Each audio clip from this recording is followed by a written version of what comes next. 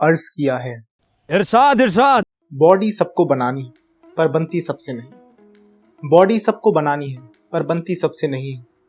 कुछ के पास अच्छी बॉडी तो है पर बंदी सब पे नहीं।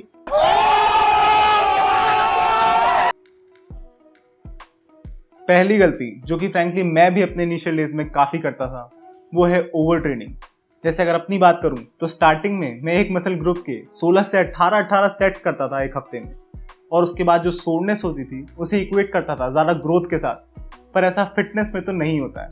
इसलिए अगर तुम्हें भी एक वर्कआउट करने के बाद किसी मसल ग्रुप में बहुत ज़्यादा सोरनेस फील हो रही है जो कि 48 घंटे के बाद तक लास्ट कर रही है, तो इसका मतलब है कि तुमने भी मोस्ट प्रोबेबली ओवर ट्रेनिंग करी है। इससे बचने के लिए तुम 6 से 10 सेट्स एक मसल ग्रुप के कर सकते हो हफ्ते में, जो कि मोर देन इनफ है। दूसरी गलती है अपने कैलोरिक सरप्लस को डेली बेसिस पे कैलकुलेट करना। अब इससे कि पहले तुम लोग कमेंट्स में जाके मुझे गालियां दो, मैं ये क्लियर कर देना चाहता हूं कि ये एज सच कोई गलती नहीं है, पर इससे एक बेटर अप्रोच ये रहेगी कि तुम अपने कैलोरिक सरप्लस को डेली बेसिस पे कैलकुलेट करने की बजाय वीकली बेसिस पे कैलकुलेट करो। जैसे फॉर एग्जाम्पल, अगर तुम्हें 300 कैलोरीज का सरप्लस रखना है तो तुम उसे 7 से मल्टीप्लाई कर दोगे हफ्ते के लिए, जो कि बन जाएगा 2100 कैलोरीज। अब इसे तुम अपने हफ्ते में डिस्ट्रीब्यूट कर सकते हो। जैसे अगर तुम्हें कहीं बाहर जाना है तो उस दिन तुमने थोड़ी ज़्यादा कैलोरीज रख ली और बाकी दिनों में थोड़ी कम कर दी। इससे तुम्हें एडिशनल फ्लेक्सिबिलिटी मिलेगी जो कि लीन बल्क में तुम्हें काफ़ी मदद करेगी।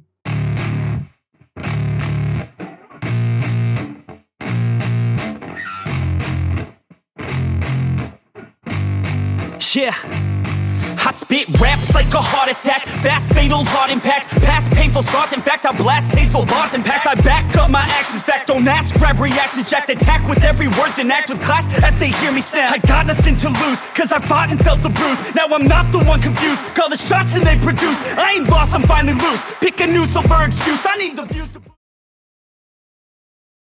तीसरी गलती है अपने वर्कआउट्स को लॉग ना करना। अब देखो, मुझे जिम जाते हुए 2 जन्मों से ऊपर हो चुके हैं और उसके बाद भी मैंने आज तक सिर्फ गिने चुने लोगों को ही अपने वर्कआउट्स को लॉग यानी नोट करते हुए देखा है।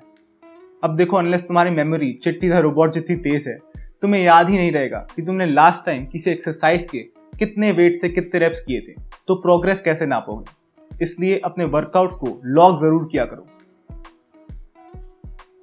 चौथी गलती जो कि मैं आज भी लोगों को जिम में अक्सर करता हुआ देखता हूँ वो है पिरामिड टेक्निक को फॉलो करना, जिसमें तुम पहले सेट में सबसे कम वेट लेते हो, दूसरे में उससे हल्का ज्यादा और तीसरे में कहीं जाके तुम वो वेट लेते हो जो कि अपेरेंटली तुम्हें पहले सेट में लेना चाहिए था।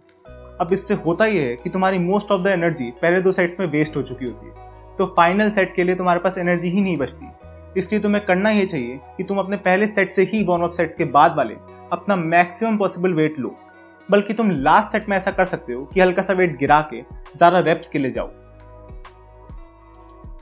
आखिरी गलती है कन्वेंशनल एक्सरसाइजेस को इग्नोर करके सिर्फ मशीन्स और केबल बेस्ड एक्सरसाइजेस करना।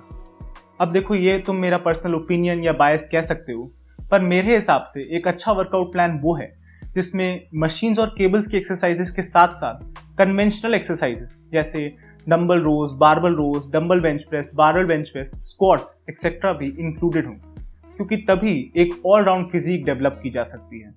देखो, लाइफ की बाकी सब चीजों की तरह ही फिटनेस में भी कुछ भी ब्लैक या वाइट नहीं है।